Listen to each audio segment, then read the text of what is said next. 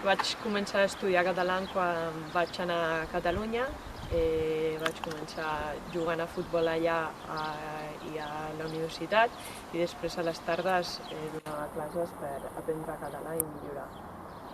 Allà a Catalunya hi ha possibilitat d'estudiar català a les escoles oficials o escoles privades. Jo vaig començar a estudiar al Consorci per a la Normalització Lingüística de manera gratuïta, i em sembla perfecte que aquí a Vera i a Bortziri hi ha la possibilitat de que l'any que ve estudiïn euskera de manera gratuïta. Crec que és una molt bona idea que la gent que vingui aquí a viure i que estigui aquí que no sàpiga euskera tingui l'oportunitat d'estudiar euskera per saber més de la nostra cultura i dels nostres costums.